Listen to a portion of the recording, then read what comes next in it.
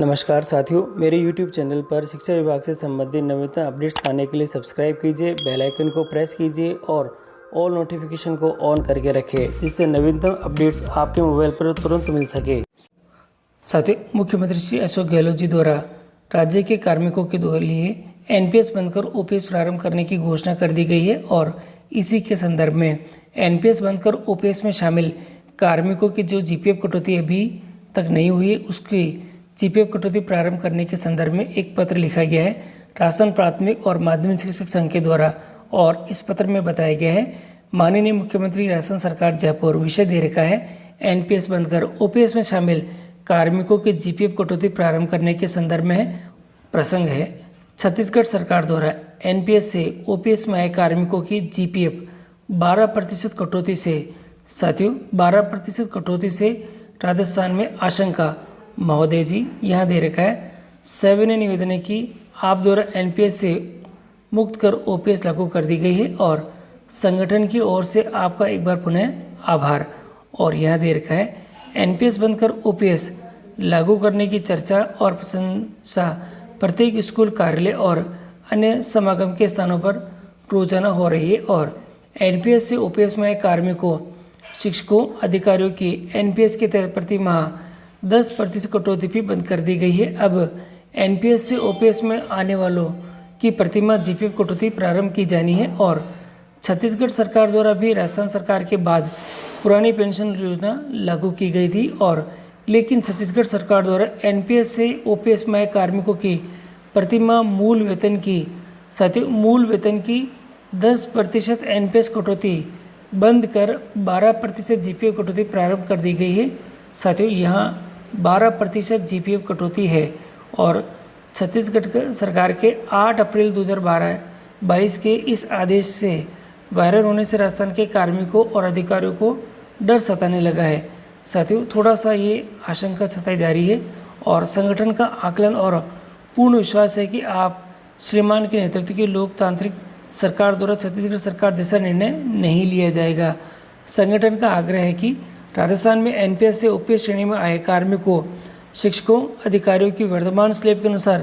प्रतिमाह GPF कटौती के आदेश जल्द से जल्द जारी कराया जाना समाचीन रहेगा। साथियों अब मैं आपको जो छत्तीसगढ़ सरकार द्वारा जारी आदेश है वह दिखा देता हूं और ये आदेश यहाँ दिखाई दे रहा है और विषय है इसके अंतर्गत दिनांक 1/11/2004 और इसके बाद नियुक्त राज्य के कर्मचारियों और हेतु पुरानी पेंशन योजना OPS लागू करने के निर्णय के परिप्रेक्ष्य में नवीन अंशदायी पेंशन योजना के अंतर्गत की जा रही मासिक कटौती समाप्त करने के बारे में है। और यहाँ दे रखा है, राज्य सरकार द्वारा दिनांक 1/11/2004 से लागू नवीन अंशदायी पेंशन योजना के स्थान पर पुरानी यानी OPS जो पेंशन है राज्य के कर्मचारियों हेतु लागू किए जाने का निर्णय लिया गया है। और इसी का जो दूसरा बिंदु दे रखा है वह इस प्रकार है, अतः दिनांक 1/11/2004 और उसके पश्चात नियुक्त राज्य के कर्मचारियों जिन पर नवीन अंशदायी पेंशन योजना लागू है, उनके नवीन अंशदायी पेंशन योजना हेतु की जा रही 10% की मासिक कटौती दिनांक 1/4/2022 से जो माह अप्रैल 2022 की देय है समाप्त किया जाता है। और यहाँ दे रखा है, उक्त कर्मचारियों का अप्रैल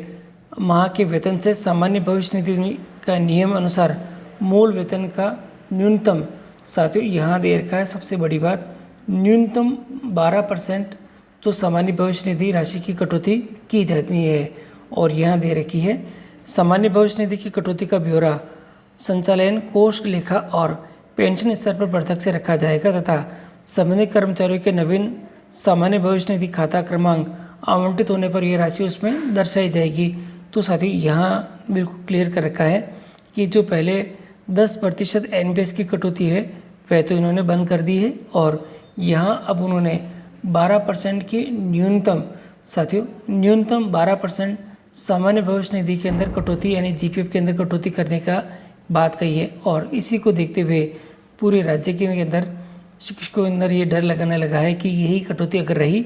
तो थोड़ी ज़्यादा हो जाएगी और सभी चाहते हैं कि जो स्लेब है और स्लेब के अनुसार ही अब GPF की कटौती होनी चाहिए और इसी के लिए ये पत्र लिखा गया है। अब ये देखना है कि राज्य सरकार इस संदर्भ में क्या एक्शन लेती है और GPF कटौती के लिए क्या प्रावधान ये करती है। GPF 12% रखती है या अपनी जो पुरानी स्लेब है उनके अनुसार ही, यानी जो वेतन जो पे स्केल है उसके अनुसार ये रखती है।